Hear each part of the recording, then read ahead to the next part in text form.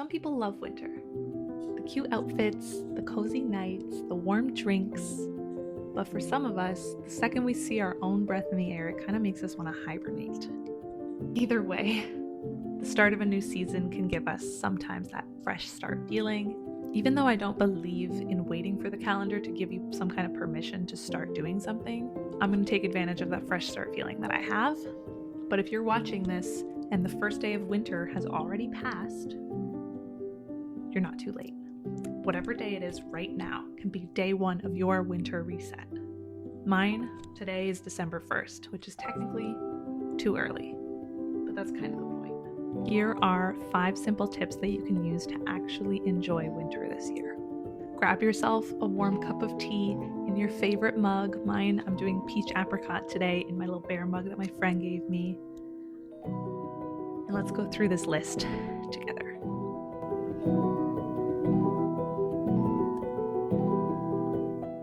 Now, the first tip I have for you is probably the last thing you want to do. So I'm going to hold your hand while I say this. I know. We're going to clean. I know. We know that being in a cluttered environment does increase our stress. When you come home, you want to feel welcomed. And that's the gift we're giving to our future selves.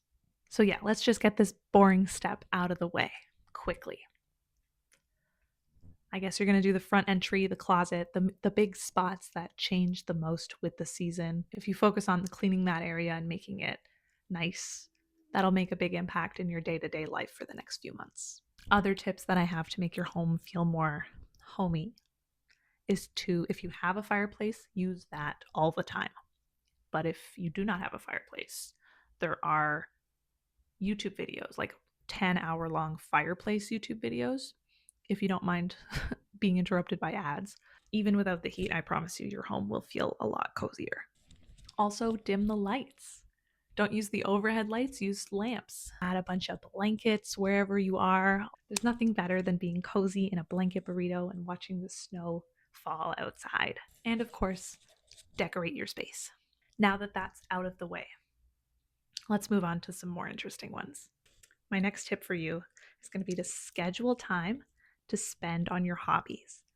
This means maybe taking an hour a day or an hour a week, whatever works for you, to spend focused on doing something that you want to do. Maybe there's a skill that you've always wanted to learn, or there's this project that you've wanted to do all year and you haven't had the opportunity, you haven't had the time. It's important to be realistic about how much time you can actually spend on your hobbies.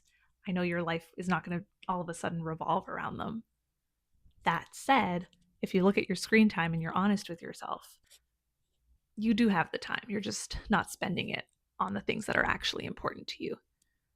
And I'm not saying you have to reduce your screen time to 0, although that would be fun.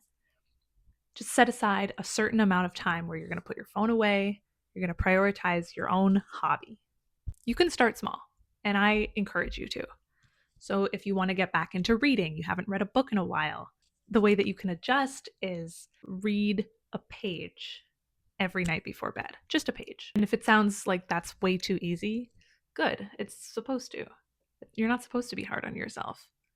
You're allowed to continue beyond the one page if you feel like it in the moment, but you do not have to.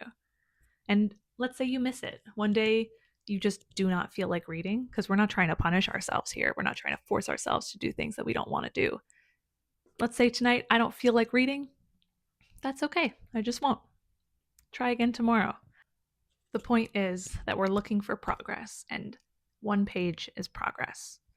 So you can adjust this for whatever hobby you want to get into. If you really think you don't have time, start small. Make one small step towards the goal, even if it seems meaningless. I promise you, it's progress, and progress matters. If you'd like some ideas on cozy hobbies you can start this winter, allow me to recommend baking. Bake a new recipe.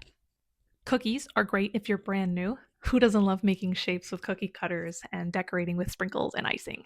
Besides, if you get into this, your kitchen is bound to smell amazing, better than it's ever smelled before. Another idea could be to learn how to paint or sketch or try a different medium. I'm going to be trying this one out this season. I've always wanted to get better at little doodles. I do have an empty notebook.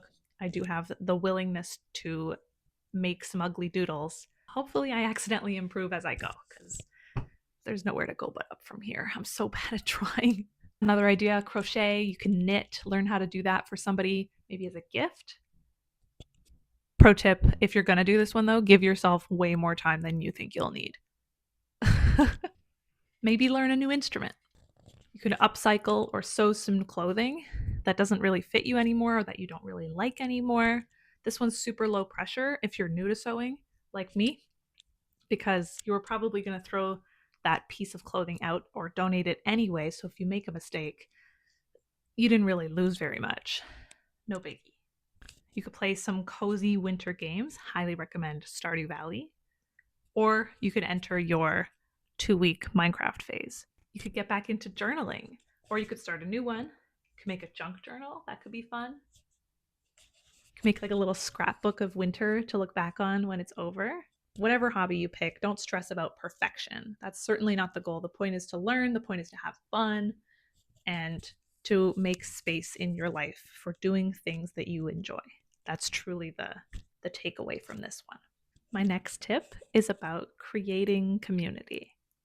You can do this one no matter how big or how small your social circle is, but winter can be a dark, challenging time for some people. So making an effort to be part of your community and to show up for people can go a long way. One easy way to do this without spending a crazy amount of money for gift giving season is Secret Santa.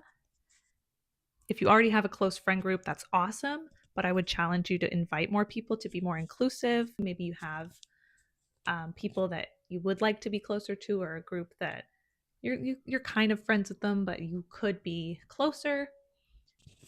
But a small gesture like this can really go a long way to make people feel included and part of a community, which is important. You can use an online Secret Santa generator if you want to automatically figure out who's getting whose gift for the year.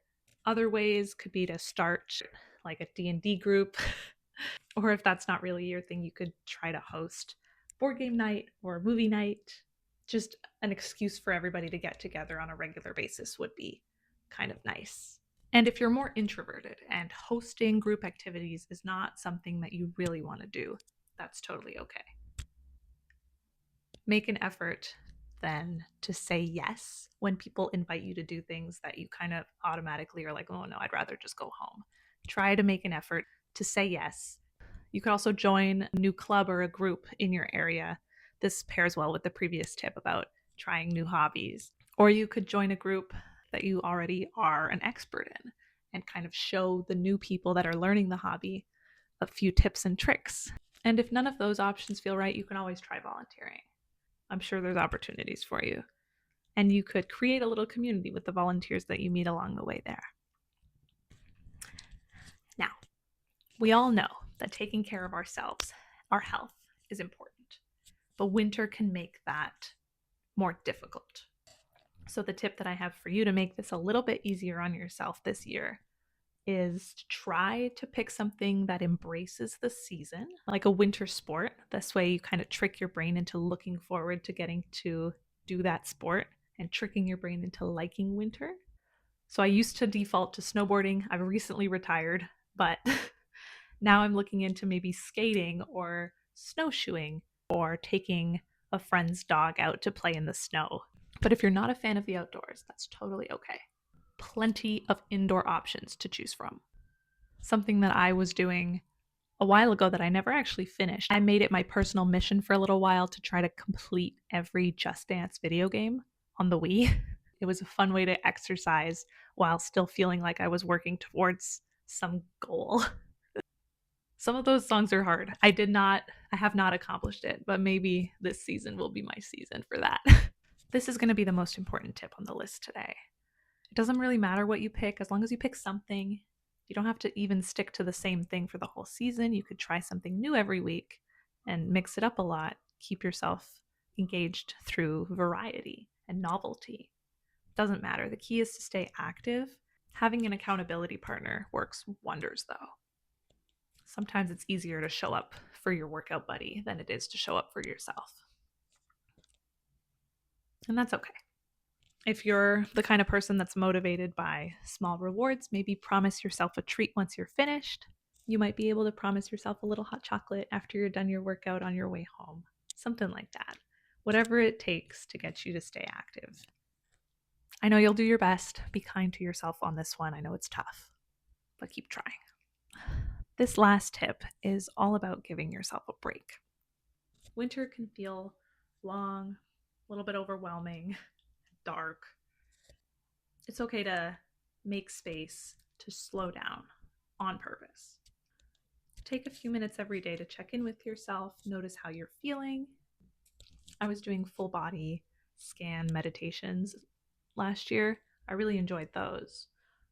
But there are YouTube tutorials that kind of like walk you through it and that talk you through the meditation. You just have to do what they tell you to. It's very simple. I used them for a while when I was first starting, and it was really nice. I'll link one in the description that's really, really quick if you want to try it right after this, just so that you have somewhere to start. But if meditation's not your jam, that's okay. You can still do mindfulness exercises throughout your day. These can be as short as you want. I promise you they're not going to take up a ton of your time. Something as simple as doing the dishes without distractions, without listening to an audiobook or watching a YouTube video.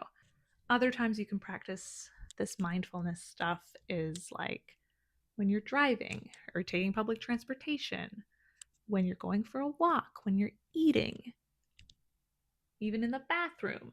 Call me crazy. Or maybe when you're falling asleep.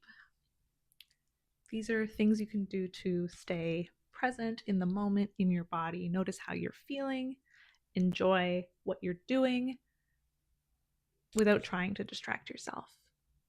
It could be really good. It's certainly good for me to do. Or drinking your tea in silence. Or maybe, what's left of it after you're done watching this video. Don't be too hard on yourself for not doing this perfectly. It's okay. You're not going to undo your bad phone habits overnight.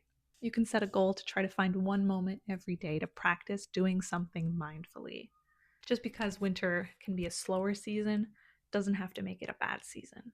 You can really embrace the nature of that, embrace the slowness, the peace. Give yourself permission to take a deep breath to rest. I hope your winter doesn't feel like something you just have to survive. You can help your brain see the new season as a new thing you get to experience. Whether you've cleaned out your closet, you've baked cookies, you've stayed active, you've found ways to connect with your community, and you've made time to be mindful. All of those small steps add up. Remember, it's not about perfection. This is about making space for yourself, for comfort, and for keeping yourself actually happy. Treat your winter reset as a gift that you're going to give to your future self. So take whatever's left in your tea, curl up in your cozy blanket, and enjoy the next few minutes of mindful silence as you finish it. Happy day one of your winter reset. Whatever day it is, whatever pace you're going to go at, today is a fresh start. Make it yours. That was so corny, but I mean it. Don't forget to support your local library. Goodbye.